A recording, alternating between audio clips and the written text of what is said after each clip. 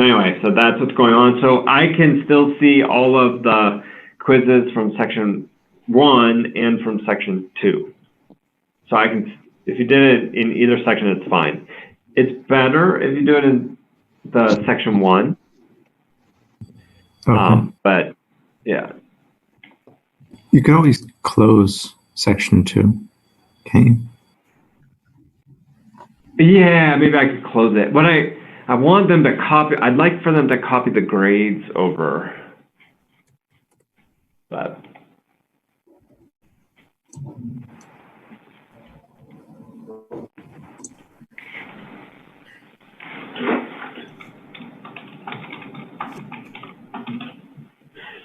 so anyway.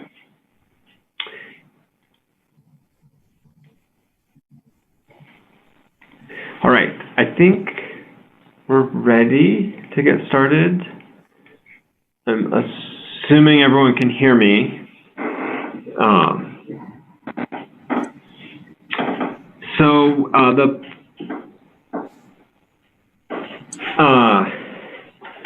the plan for today is basically to get started on Haskell. So I talked already about kind of like the high level features. So purely functional, lazy evaluation, functions as first class objects, static typing, type inference, all that kind of stuff. So I talked about like the high level, kind of the background, and so now it's time to jump in and look at like how to use it, how to kind of get around within Haskell, and then some of the basic stuff that you can do just to get started. So that's my plan for today. So in addition to that, so that's what we're going to focus on today. In addition to that, so exam 2 is after class will be out, and so it'll work very similarly as exam 1. In fact, now that I say this, I think I only enabled the exam, sorry, as the same as the quiz. I only enabled the exam in section 1. Okay, so if you're in, so everyone should use section 1 of the course to do their work, including now the exam. Okay. So it'll be available to you after class today, and then you'll have until next Tuesday to take it. I set it for an hour, and so basically, you once you begin it, you'll have an hour to finish it. After the hour, it'll close. Okay. Are there any questions about that? Are we going to go over how the quiz, like the answers were supposed to be, so that we can like prepare for the test if that kind of question comes up again? Yeah, I will. Yes. So that's a great question. So I'll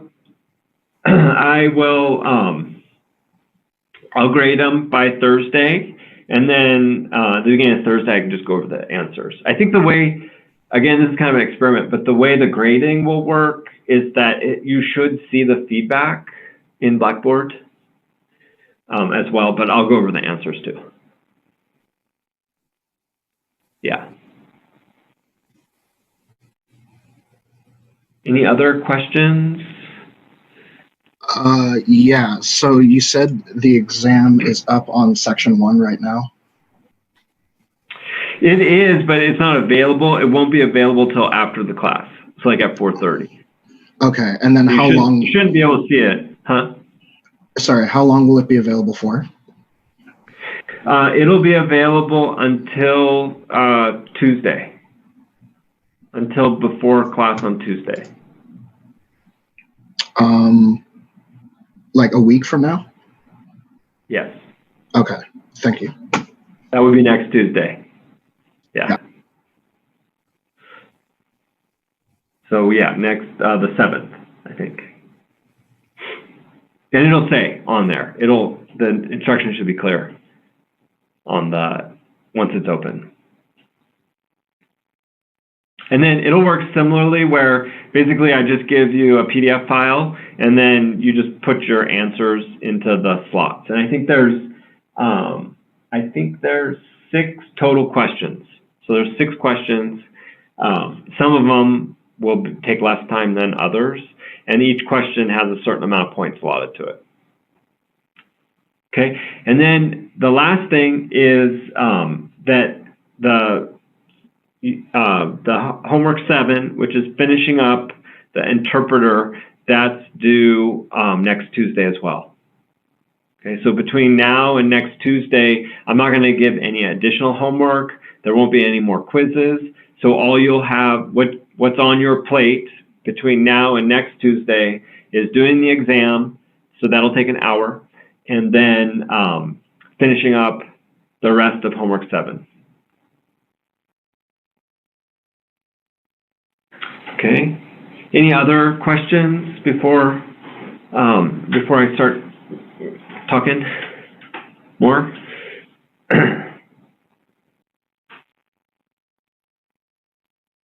Okay. So the first thing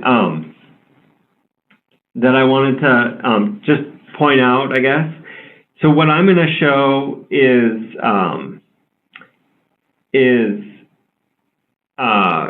Haskell, using Haskell on Ada, and the system that we're going to use, the compiler or the platform, is what's called GHC, which stands for the Glasgow Haskell Compiler. So it was implemented originally at the University of Glasgow in Scotland. And so GHC, actually it's a little bit like GCC to some degree. So GHC is a compiler for Haskell, but in addition, there's a bunch of other tools that are part of GHC.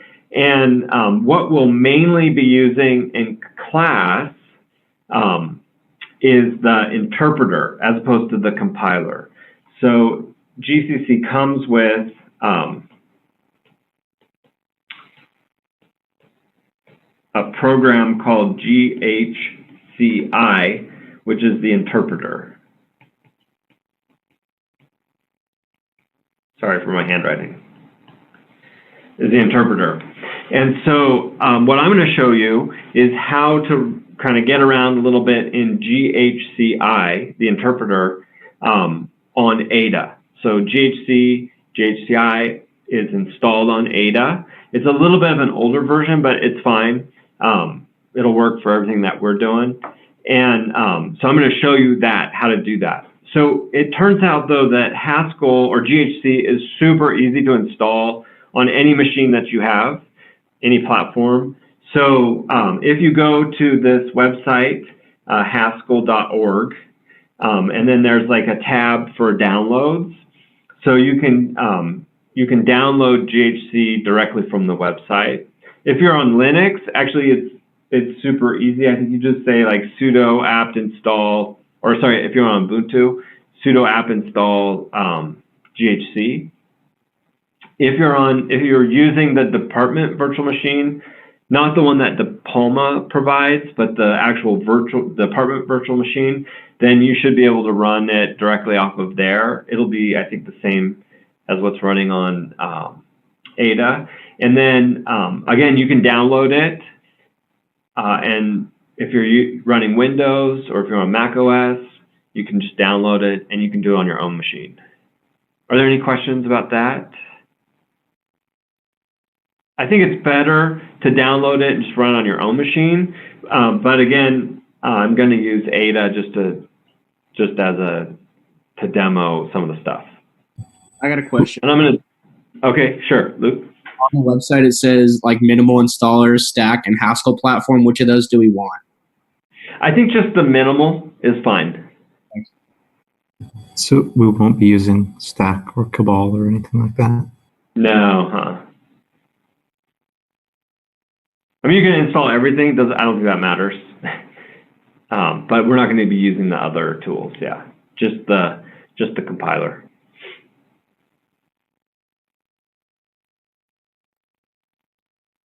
So GHC and Haskell, that's really a full-blown programming language environment. So there's like tools or platforms, kind of like Django or something like that.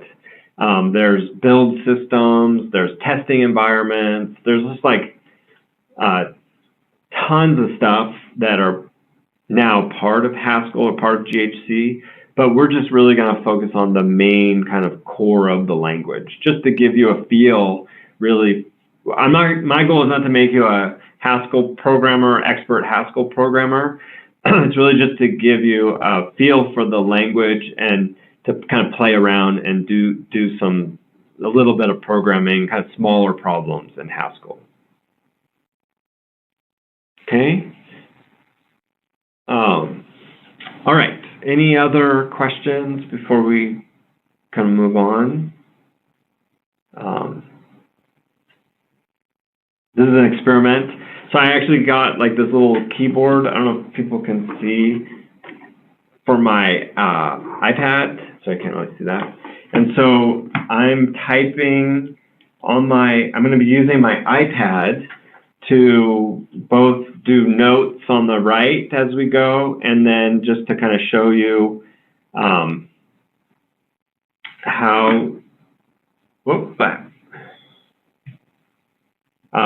how to get around in Haskell a little bit on the left-hand side.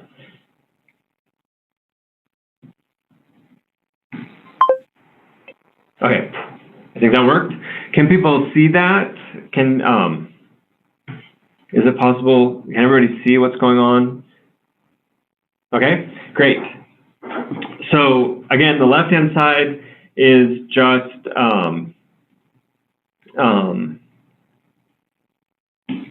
I'm just running a terminal on Ada, and then the right-hand side, I'm going to put some notes in. Okay, so the first thing is that the way we'll run Haskell is just from the command line. Okay, so whoops, and in particular, we're going to run the interpreter.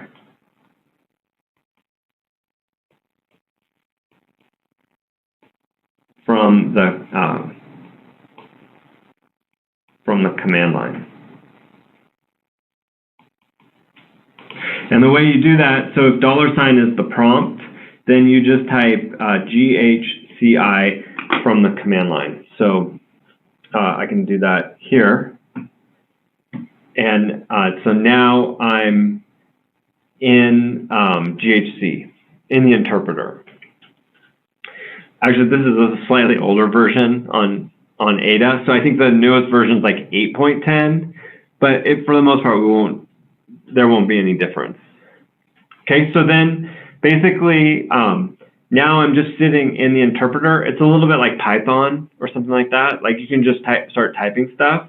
So in particular, you can do, like from the command line, or from the interpreter, you can just do simple arithmetic.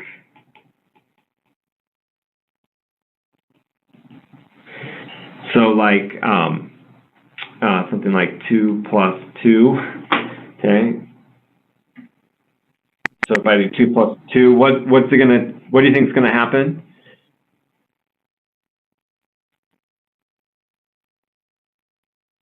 What will happen? If I hit enter. I'll take a wild guess and say it prints output 4. Good, excellent. So that is exactly what happened. And the reason is because 2 plus 2 is 4, okay?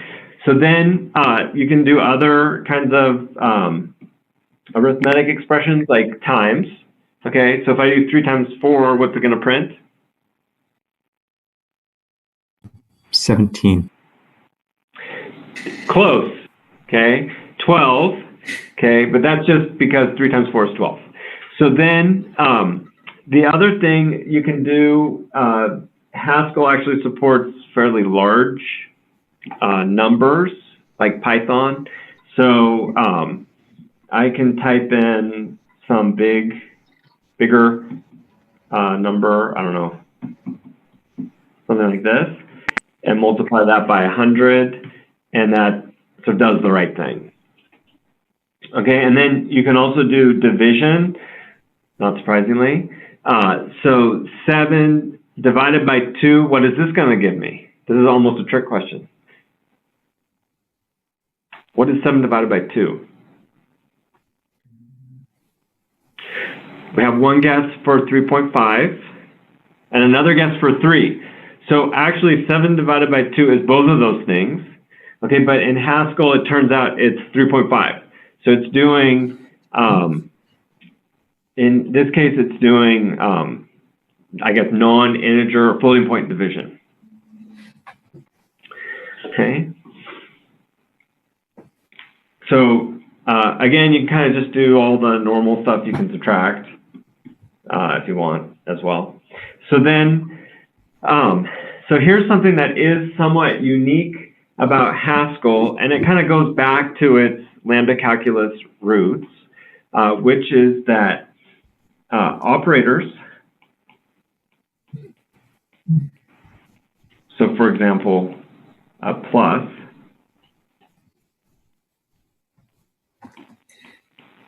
can be called in infix notation.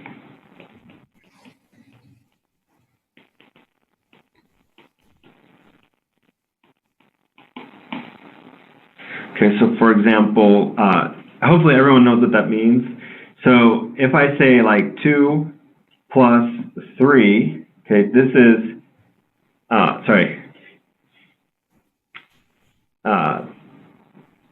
I jumped ahead here. Prefix notation.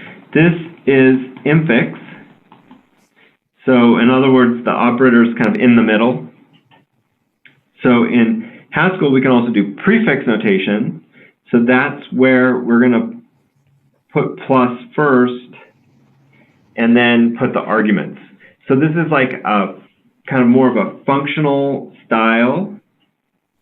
So this is prefix.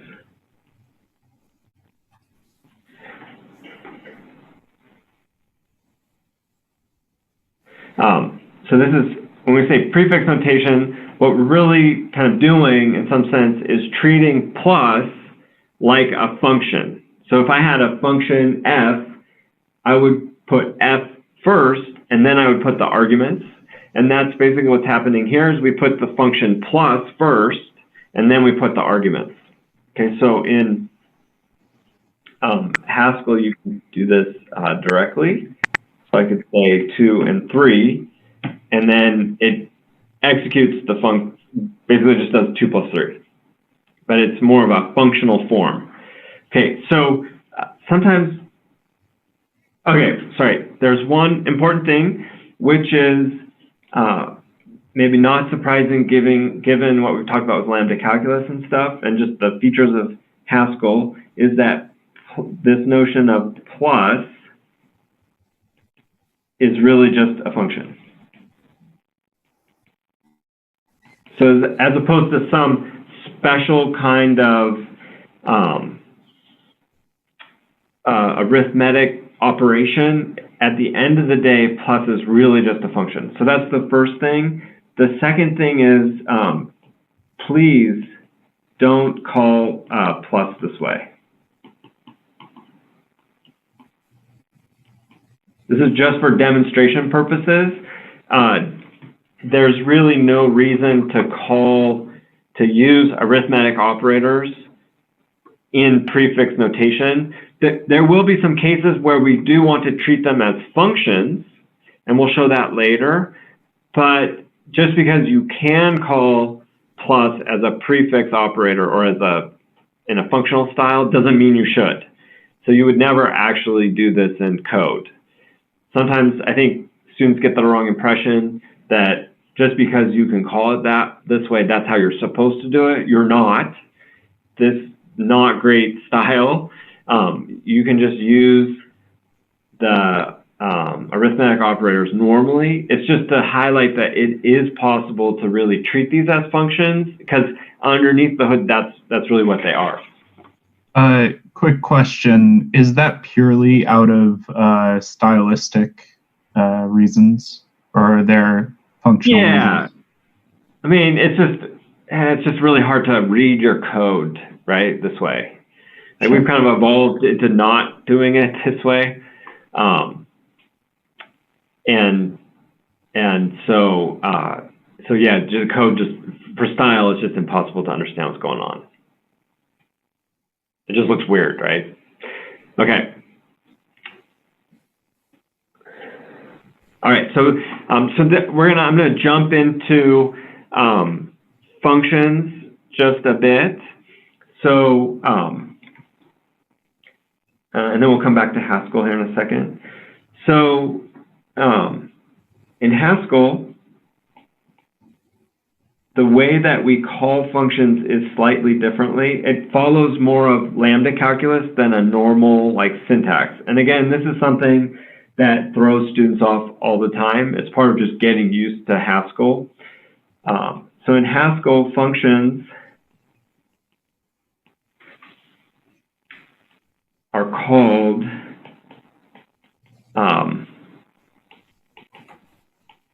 like this. So if I have a function f, and let's say f takes 3 arguments, and we're going to call f, and we're going to pass in argument a1, a2, and a3, the way that we call f, passing in those 3 arguments, is just like this.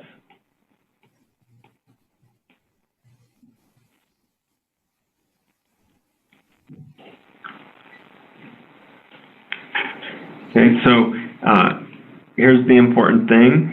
So there's no commas.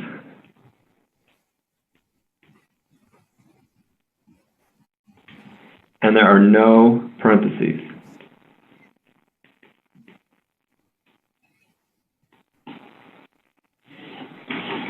Okay, so you don't call f like this. This is incorrect. The funny thing, was there a question? So the funny thing is that this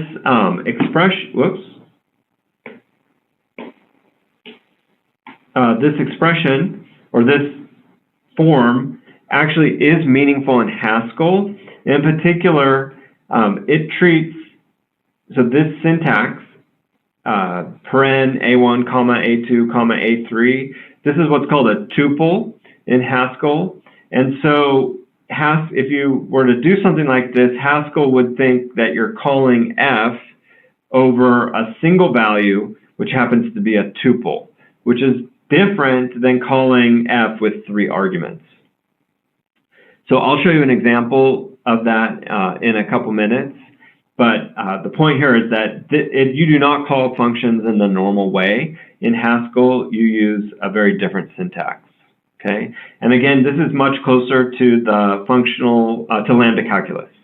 So really, we have a function, and we apply. This is at the end of the day, this is going to be basically a function that gets applied to 3 values, just like in lambda calculus. So if you want, you can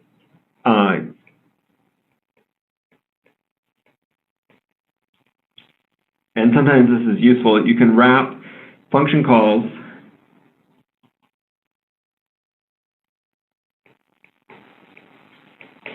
in parens. You can use parens around the entire function call. So, sorry. Here's an example for our function f. We can do this. No, can't do that.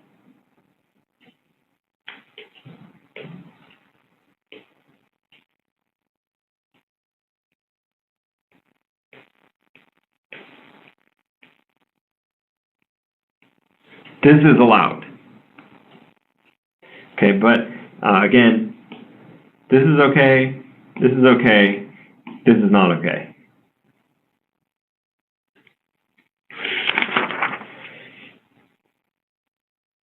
Any questions so far?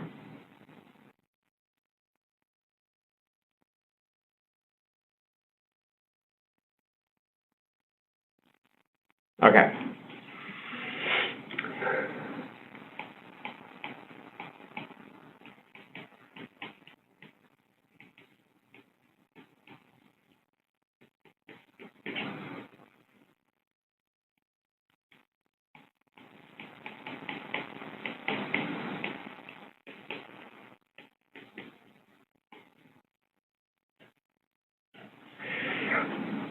So it turns out in Haskell, a lot like lambda calculus, functions get called from left to right. Okay, so we're going to look at, I'm going to give you some examples of this. So we're going to look at two built-in functions.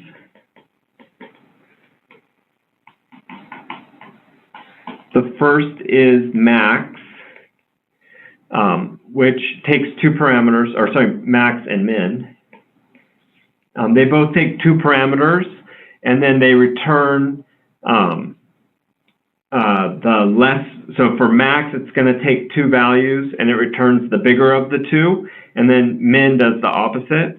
And then we're also going to look at two other built-in functions, predecessor and successor. So successor adds one to the value you give it and returns that new value.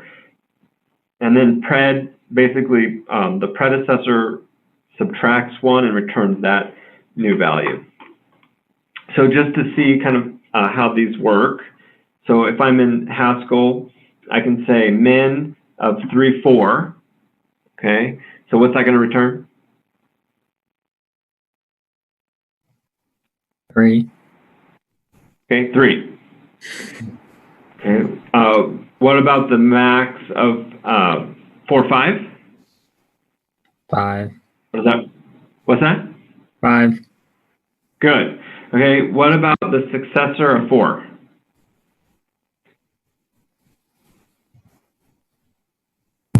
5. Excellent. And what about the predecessor of 5? 4. Good. Exactly. Okay. So again, max and min take two arguments. Successor and pred take one argument. Okay. So now what's going to happen? What should the result be if I do? So the pred of the min of 3, 4. 2. Okay. Any other? So 2. Okay. Any other guesses? 2. Another guess of 2. Okay. Would that be an error?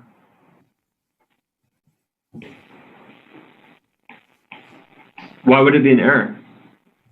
Maybe you need parentheses. Okay. Yes, it's an error. So if I, this is good. So if I type this, it's going to give me this crazy error. And the problem here is, again, functions go from left to right. Okay, so if I was going to evaluate this pred function, if I'm doing this from left to right, then it would be as if, so remember, pred takes two arguments.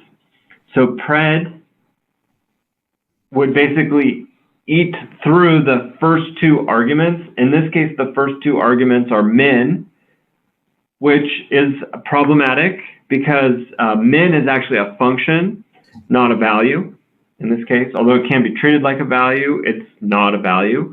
And then 3 is the second argument. Okay, so this basically gives us this weird error that we got here. So this would only actually work if pred took 3 arguments. This would only work if pred took 3 arguments, and the first argument would have to be a function. Did you have a question, Tristan? Yeah, doesn't pred take just one argument, or? Oh, sorry, one argument. Thanks. Okay. Yes. Yeah, sorry. Either way, it doesn't work. Pred takes one argument. The first argument we're giving it is min, which is a function. And pred can't work over the function. Okay, so in order to get this to work, just like Ben said, we have to wrap this in parentheses. Okay, so if we put the parentheses in, basically it says, do the min 3/4 thing first, okay? And then whatever the result of that is goes in as the first argument to pred. So we can see that here if I do min 3/4 at the top. Now we get the right answer. Okay.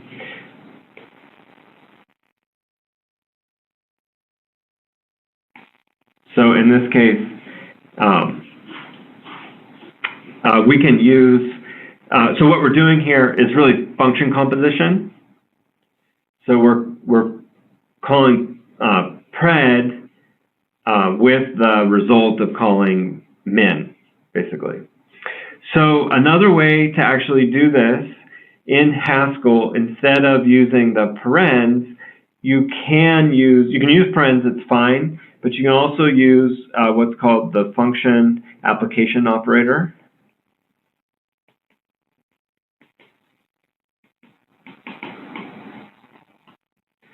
Which is the $. So in this case, we would put a $sign between pred and the min call.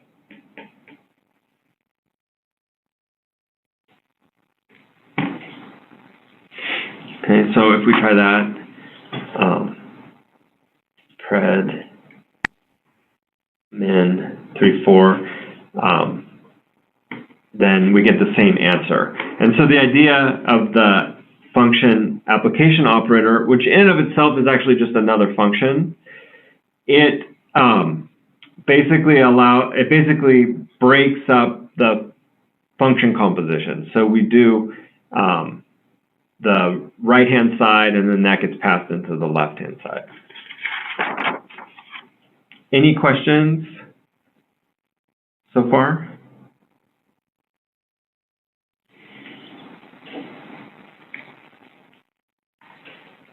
So a normal function application with the space has the highest precedence and the function application the lowest, right? That's right. Yeah. So the way part of the trick for this has to do with how operator precedence works.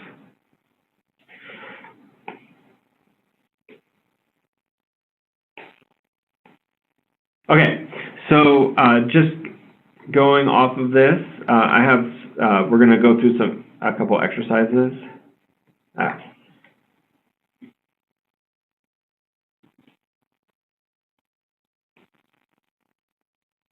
Okay, so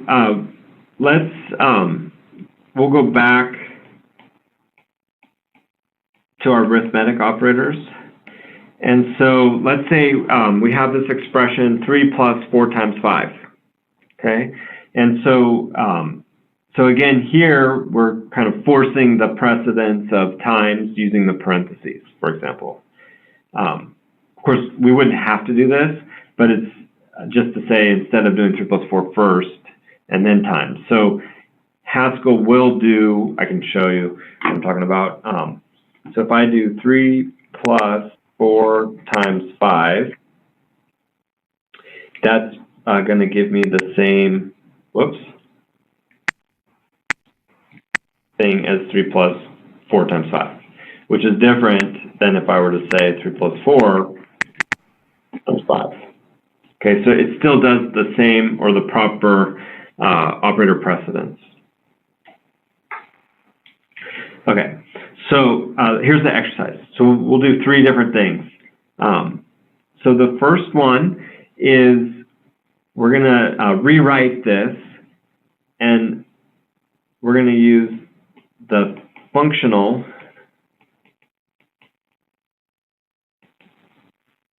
which by that I really just mean the prefix version of plus operator, and the infix for times. Okay, so we want to rewrite 3 plus 4 times 5 such that it uses the prefix or the functional version of plus.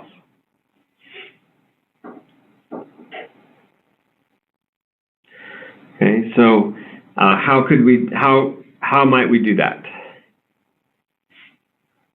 Does anybody have a guess?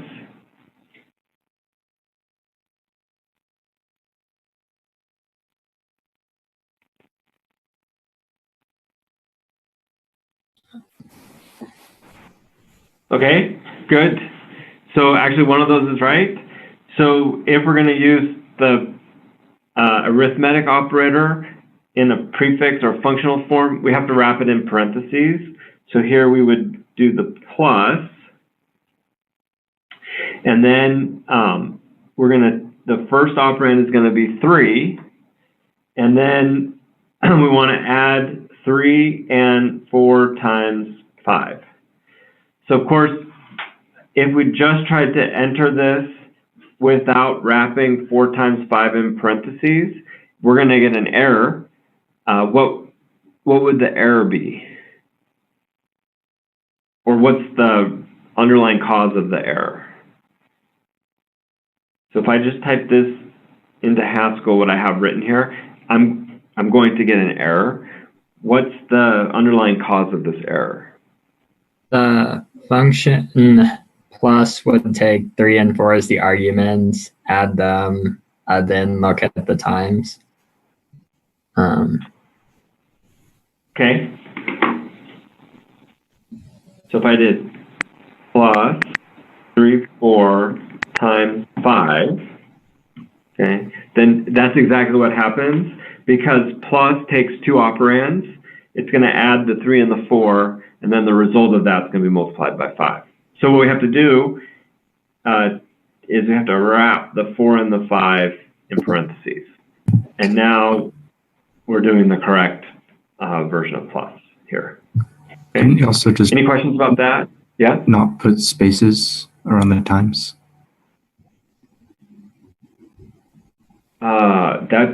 That's not going to make a difference.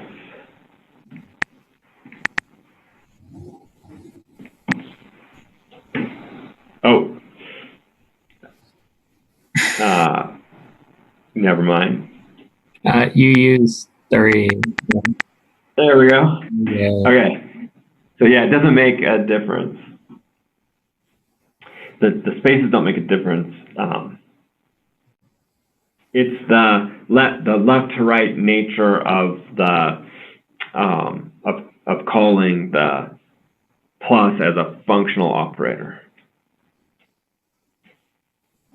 Okay, so for B, for the second part, so I want we want to create a function. We want to do a functional version of both.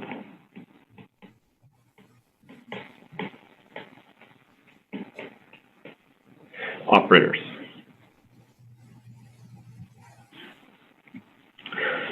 So, does anybody have an idea of one way we could do that?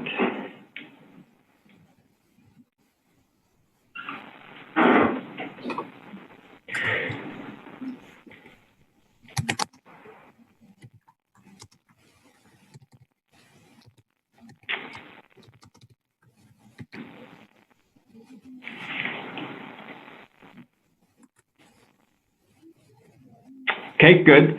So if we do the plus and the 3, then in parentheses we can do times 4 and 5. Okay. So here, if I do the plus 3 and then the times 4, 5. So that gives me the right result.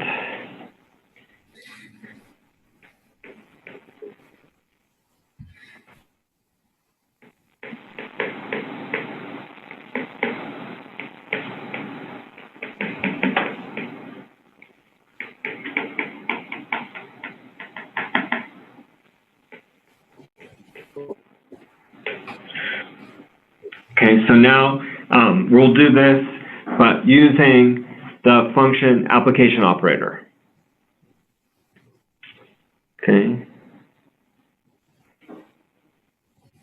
So if we look back at the expression we just did, again, we're doing function composition, right? So we're doing this calculation first, and then we're plugging the result back into this outer function.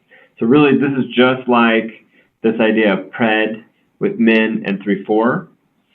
Okay, so in this case, we're going to want to do, we can do plus 3, and then to get rid of those inner parentheses, we can use function application with 4 and 5.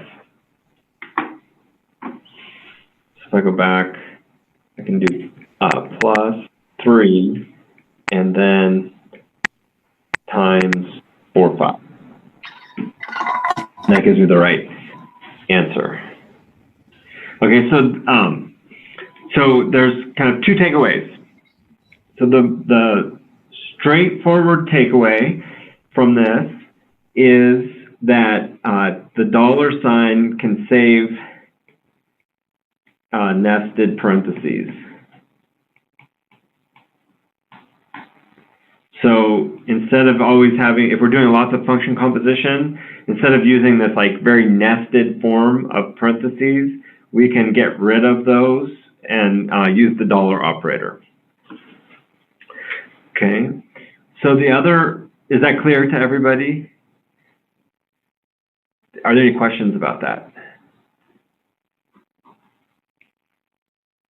Okay, so then there's another sort of subtle thing lurking in this example, which is this idea that I'm actually doing, I'm taking 3, let me see how I can explain this. So in this particular case, the plus 3 is a little bit weird. It's basically saying that this, so if you remember, the function application operator basically takes a function on the left-hand side and then takes an argument on the right-hand side, but the argument can itself be another function. Okay, so here we're calling this function, we get the result, and then we plug that into the function on the left-hand side. So pred is a function, and the function application operator says the arguments follow the $. So here, that suggests that the plus 3, so this plus 3 thing, that has to be a function. Otherwise, we're not doing function application. So this in Haskell is a function. So what? Question mark? What is going on with that? Okay. And this is the subtle point. So the reason why that this is considered a function, I mean, this is a little bit weird, I think. This is something unique to Haskell or to functional programming. I'm basically partially calling or specifying a function by partially giving its operands, the operands to the function.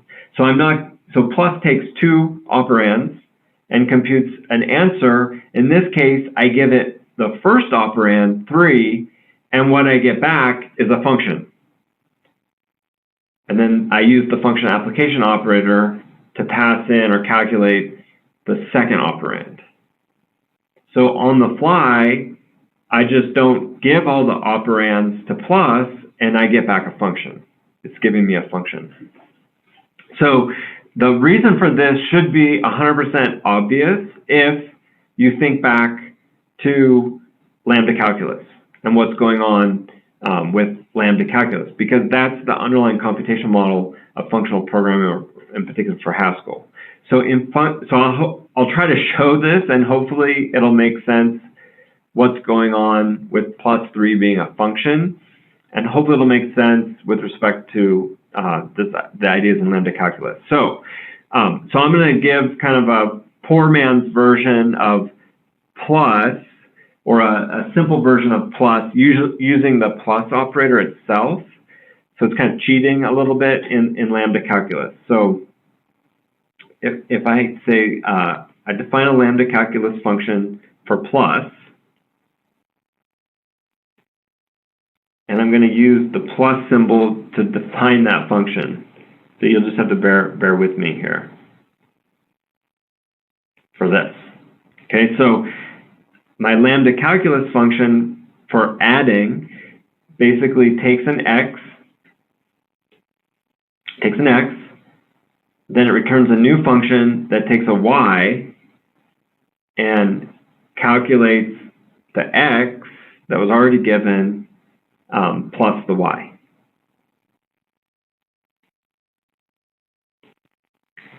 Okay, so here, the +3, I basically just pass in the 3.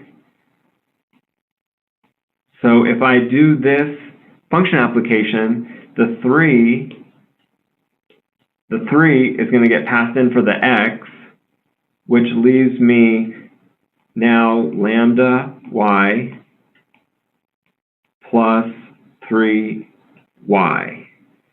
And now this is a function. So this is a function that takes a y, and whatever I give it for y, it's going to add, it's going to take 3 and add that value to get the result.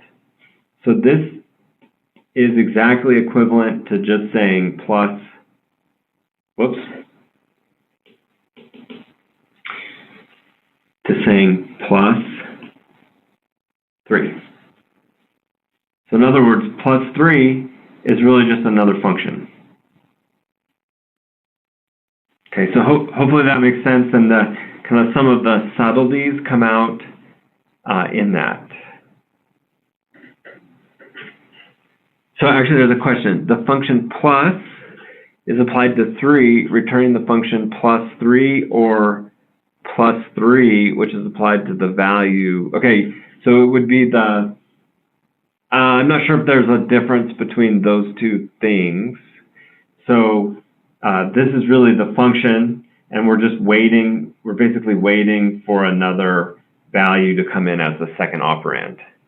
But hopefully that helps.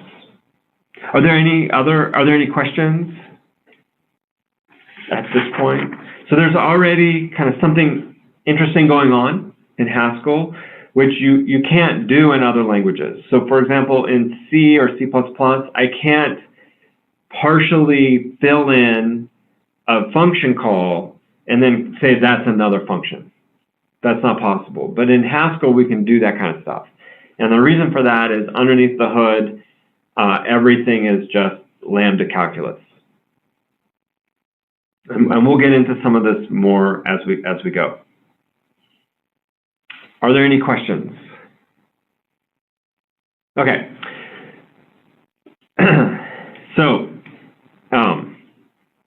So I'm going to start talking about how we can define our own functions in Haskell. Okay, so this is kind of a first look at doing this.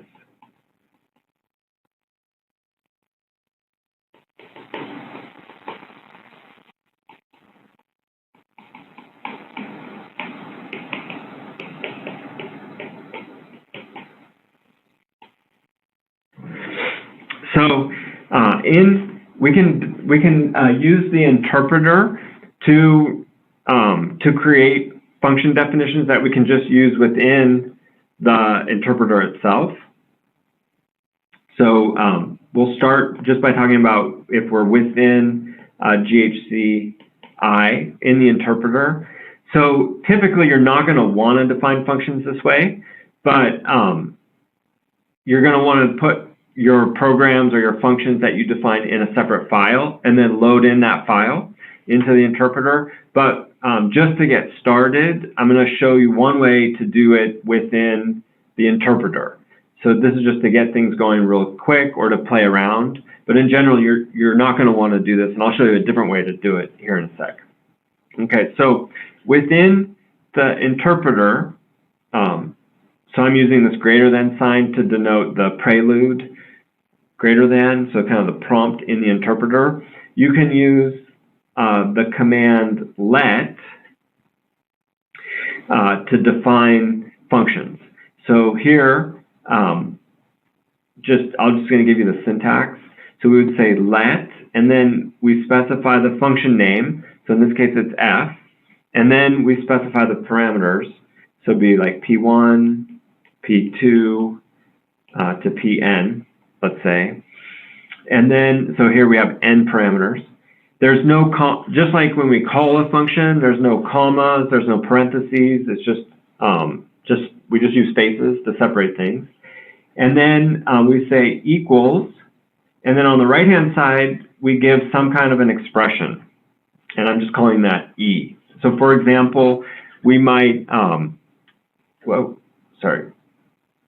define an add function. It might take an X and a Y, and then on the right-hand side of the equals, we would just say X plus Y.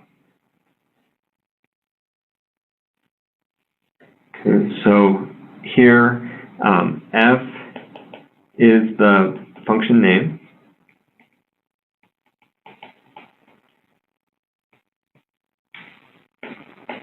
The P sub i's are the formal parameters.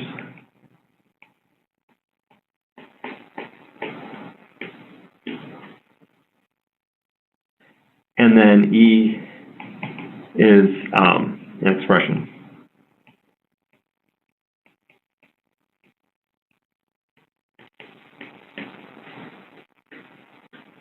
And what's happening is that we're doing a binding.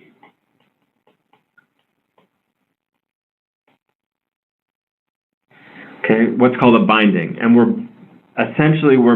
binding the expression E to the variable, or to the name. It's not a variable, to the name F. So we're creating a binding between F and E. So essentially now, anytime I call a function F, I'm really just replacing it with its binding. So instead of doing, to call F, I'm really just kind of putting in the expression E. Okay, so let me give a simple example. I don't know if I need to make it that big. So here, I'm going to define the add function. So I would say, there we go. So I'm going to say, so I say let, and then I'm going to give the function name, so add, and then I have two formal parameters. I'm going to call them X and Y, and I get to pick those. I can name them whatever I want. And then I have the expression. I'm just going to add X to Y.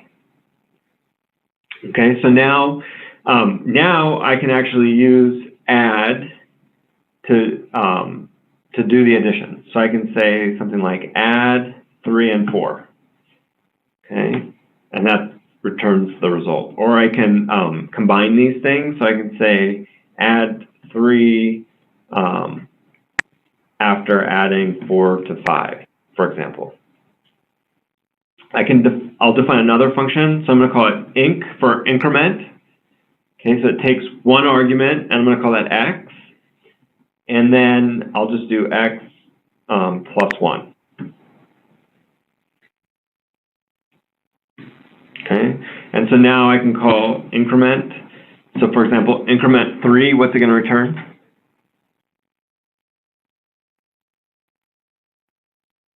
Somebody tell me. So say it out loud. It just makes me feel better. Or. Thank you. Thanks. Or. Okay. So what about this? What's that going to return? 9. Good. Excellent. Okay.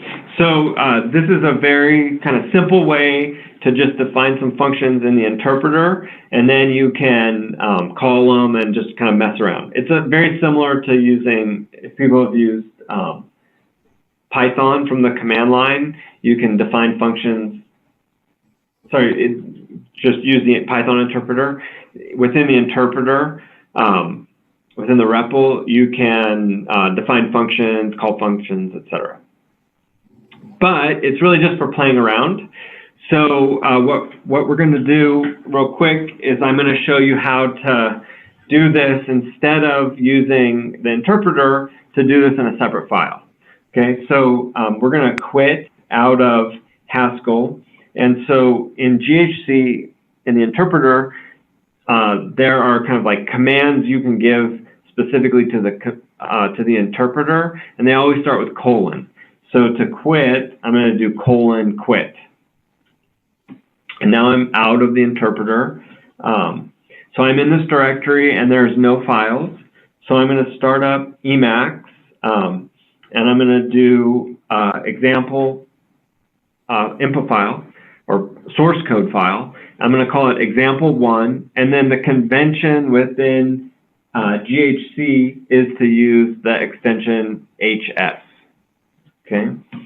On Ada, the Haskell mode isn't, syntax highlighting mode isn't installed for Emacs. So like on my own computer, I have it installed so I can do, it'll do like color coding on the syntax, but almost every IDE has Haskell, some kind of Haskell syntax highlighting. So I think like Atom and Visual Studio and all the normal kind of IDEs, whatever they are, I don't even know. Okay, so then a comment, one way to do a comment is just 2 dashes in Haskell.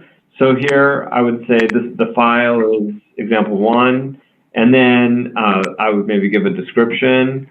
So I'll just do that. And then basically you just start defining your functions. So within the file, you actually do not use let.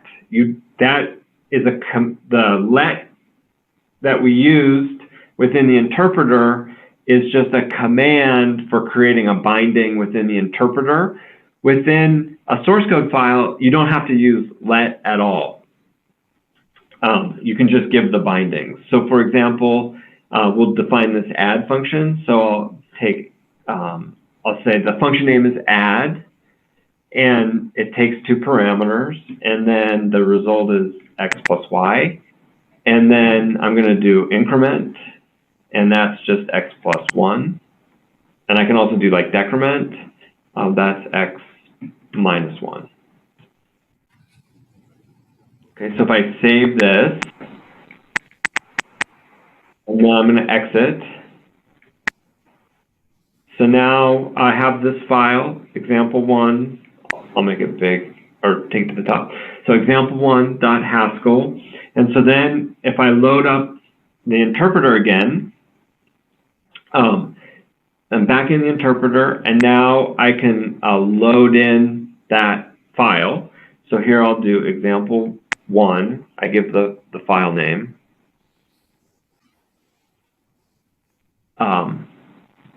And then I hit enter, and it tells me everything's fine. So it compiled it and loaded it into the interpreter.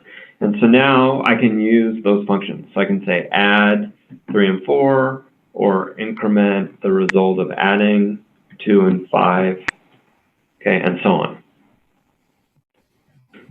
Okay, somebody asked a question. Couldn't we also define inc by typing inc x equals add x plus 1? Yes, for sure.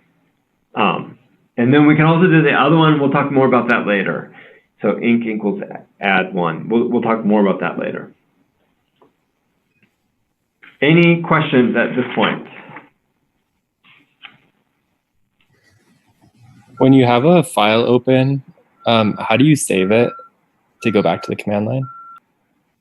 In Emacs? Yeah. Oh, okay, yeah. Let me quit. Actually, I just put it in the background. So you just do control and you hold control down and you hit X and then you hit S. That saves it. And then to exit, you can either just do control Z, which will suspend it, or you can do control X, control C to completely exit. So this is so ingrained in my hand that I cannot tell you without doing it. Like if you use Emacs a lot, it just becomes part of your brain. So it's control X, control C, that exits. Okay, you can, from Ada you can use there's multiple editors, just command line editors. So you can use Vim, you can use Emacs, Pico, which is kind of like a poor man's version of Emacs. I don't know what else is on there. Piano. Anyway. Okay.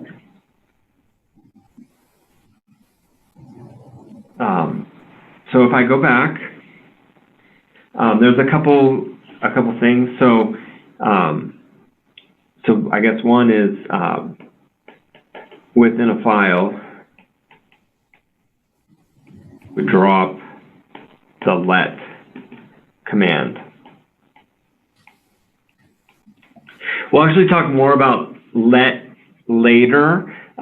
It turns out, for whatever reason, within the interpreter, they use let as a special command, but there's also something called a let expression that you can use. So we'll talk about let expressions later, but they're slightly different than what we're doing in the interpreter. Okay.